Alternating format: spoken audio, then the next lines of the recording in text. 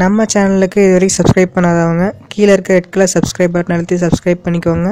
கூடவே ஒரு bell icon வரும், அதையும் கிளிக் பண்ணிக்கோங்க. அப்போ தான் நம்ம சேனலோட நோட்டிஃபிகேஷன் உங்களுக்கு உடனுக்குடன் வரும். உலகத் தமிழர்கள் அனைவருக்கும் வணக்கம். இது உங்கள் அக்ரோ தமிழன் சேனல். இந்த வீடியோவில் நம்ம TNFUSRC சார்பாக forest guard and forest guard riding லைசன்ஸோட மெரிட் லிஸ்ட் வந்து ரிலீஸ் ஆகிருக்கு. அந்த மெரிட் லிஸ்ட் வந்து எதை பேஸ் பண்ணி ரிலீஸ் பண்ணியிருக்க வாய்ப்பு இருக்குது அப்படிங்கிறத பற்றி இந்த வீடியோ தெளிவாக பார்க்கலாம். ஸோ இந்த வீடியோ ஸ்கிப் பண்ணாமல் கடைசி வரைக்கும் பாருங்கள். அப்புறம் அந்த வீடியோ என்ன சொல்ல வரோங்கிறது புரியும். நம்ம சேனலை சப்ஸ்கிரைப் பண்ணோன்னா கீழே இருக்க ரெட் கலர் சப்ஸ்கிரைப் பண்ணிக்கோங்க. கூட ஒரு பெல் ஐக்கான் வரும், அதை கிளிக் பண்ணிக்கோங்க. அப்போ தான் நம்ம போகிற வீடியோஸ் ஒவ்வொருமே உங்களுக்கு உடனுக்குடன் அப்டேட்ஸ் வரும். இப்போ ஃபாரஸ்ட் கார்டு எக்ஸாம் பார்த்திங்கன்னா வந்து உங்களுக்கு ஒரே நாளில் TNPSC மாதிரி ஒரே நாள் வச்சு நடக்குதில்ல. ஏன்னா கம்ப்யூட்டர் பேஸ்ட் எக்ஸாம்ங்கிறனால வந்து 4 பேட்சாக நடத்துனாங்க. 10, 11, 2 நாளில் வந்து 4 பேட்சாக வந்து எக்ஸாம் நடந்துச்சு. அப்படி பார்க்கும்போது வந்து 4 நாளும் ஒவ்வொரு மார்க் கொஸ்டின்ஸ் இருந்திருக்கும். இப்போ இதே மாதிரி இந்த ரயில்வேஸ் எக்ஸாமு, பேங்க் எக்ஸாம்லாம் பார்த்திங்கன்னா வந்து 1 கோடி பேர் 1.5 கோடி பேர் அப்ளை பண்ணாங்க. சமீபத்தில் நடந்த railways RRB group D exam பார்த்திங்கன்னா 2.5 கோடி பேர் அப்ளை பண்ணியிருந்தாங்க. கிட்டத்தட்ட 1.5 மாதமாக வந்து எக்ஸாம் நடந்துட்டு இருந்துச்சு. அதில் அப்படி இருக்கும்போது வந்து பார்த்திங்கன்னா வந்து ஒவ்வொருத்தவங்களுக்கும் ஒவ்வொரு பேட்சுக்கும் கொஸ்டின் ஒவ்வொரு மாதம் செட் பண்ணியிருப்பாங்க. ஏதாவது ஒரே மாதிரி செட் பண்ண முடியாது. ஒரு சிலருக்கு வந்து ஈஸியான கொஸ்டினாக இருக்கும், ஒரு சில பேருக்கு கொஞ்சம் டிஃபிகல்ட் லெவலாக இருக்கும். இப்போ ஃபார் எக்ஸாம்பிளுக்கு ஒரு 3 பேட்ச் அப்படி இருக்கும்போது வந்து என்ன பண்ணுவாங்கன்னா அவங்க இந்த RRB பேங்க் எக்ஸாம்லாம் வந்து அவங்க என்ன பண்ணுவாங்கன்னா நார்மலைசேஷன் ப்ரொசீஜர் அப்படிங்கிறது வந்து ஃபாலோ பண்ணுவாங்க. இந்த நார்மலைசேஷன் ப்ரொசீஜர் அப்படின்னு என்னென்னு பார்த்தீங்கன்னா, ஃபார் எக்ஸாம்பிள் ஒரு எக்ஸாம் வந்து 3 பேட்சாக நடத்துகிறாங்கன்னு வச்சுக்கோங்களேன். இப்போ ஃபஸ்ட்டு பேட்சில் வந்து கொஞ்சம் கஷ்டமான கொஸ்டினாக இருக்குது, இன்னொரு பேட்சில் கொஞ்சம் ஆவரேஜான கொஸ்டினாக இருக்குது, அடுத்த பேட்ச் ரொம்ப ஈஸியான கொஸ்டினாக இருக்குதுன்னு வச்சுக்கோங்களேன்.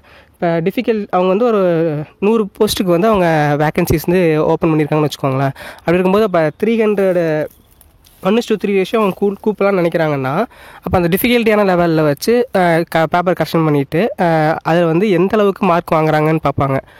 ஃபார் எக்ஸாம்பிள் வந்து அந்த டாப் 300 இருப்பாங்க. ஏன்னா 1:3னா 300 பேருக்கு வந்து அவங்க இருக்கணும்னா டாப் 300 பார்ப்பாங்க.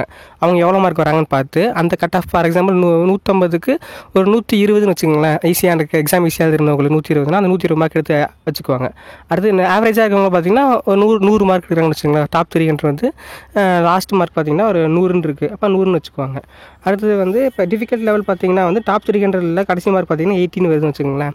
அந்த இப்போ 80, இப்போ 100, 200, 80ங்கும் போது இந்த 3 மார்க்கை அனலைஸ் பண்ணி நார்மலைசேஷன் ஸ்கோர்னு சொல்லி ஒரே கட் ஆஃபாக வருவாங்க. அந்த ஒரு கட் ஆஃப் இப்போ எக்ஸாம்பிளுக்கு ஒரு 120, 110 வராங்கன்னு வச்சுக்கோங்களேன். இப்போ 110க்கு மேலே இந்த 3 பேட்சும் சேர்த்து யார் 110க்கு மேலெலாம் இருக்காங்களோ அவங்க பேர்லாம் மெரிட் லிஸ்ட்டில் விட்டு அவங்களெல்லாம் வந்து அடுத்த லெவலுக்கு வந்து அவங்க கூப்பிடுவாங்க. இதான் வந்து நார்மலைசேஷன் ப்ரொசீஜர் அப்படிங்கிறது வந்து இது வந்து RRB பேங்க் எக்ஸாம்லலாம் இந்த பேட்ச் வைஸான கொஸ்டின் நடக்கும்போது வந்து ஃபாலோ பண்ணுற ஒரு ப்ரொசீஜர். பட் வந்து ஃபாரஸ்ட் கார்டில் வந்து அவங்க எப்படி ஃபாலோ பண்ணியிருக்காங்கன்னா, ஒரு சில நம்ம யூடியூப்லேயே நிறைய பேர் கமெண்ட் பண்ணியிருக்க பார்த்துருப்பாங்க. நம்ம சேனல்லையும் சரி மற்ற சேனல்லையும் நிறைய பேர் கமெண்ட் பண்ணியிருந்தாங்க. இப்போ நான் வந்து 120 மார்க் எடுத்திருக்கேன், எனக்கு வந்து மெரிட் லிஸ்ட்டில் என் பேர் இல்லை. இப்போ இன்னொருத்தர் வந்து 110 மார்க் தான் எடுத்திருக்காரு, அவர் பேர் வந்து மெரிட் லிஸ்ட்டில் இருக்குது அப்படின்னு நாங்கள் நிறைய பேர் கமெண்ட் பண்ணியிருந்தாங்க. அப்போ இவங்க வந்து எந்த மாதிரியான நடைமுறையை கடைபிடித்து இந்த மெரிட் லிஸ்ட் விட்டுருப்பாங்கன்னா, இது ஜஸ்ட் ஒரு கணிப்பு தான். அது வந்து இது எப்படி அவங்க மார்க் லிஸ்ட் ஜெனரல் விட்டாங்கிறது வந்து அவங்க தான் சொல்லி ஆகணும். TNFUSRC ஃபாரஸ்ட் குழுமம் சார்பாக தான் அவங்க சொல்லி ஆகணும்.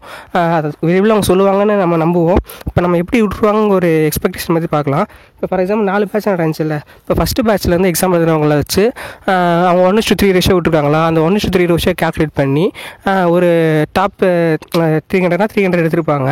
அந்த 300 மார்க் லாஸ்ட் மார்க் வரைக்கும் என்ன ஒரு டாப் 300 இருக்காங்களோ அவங்க பேரில் மெரிட் லிஸ்ட் விட்டுருப்பாங்க.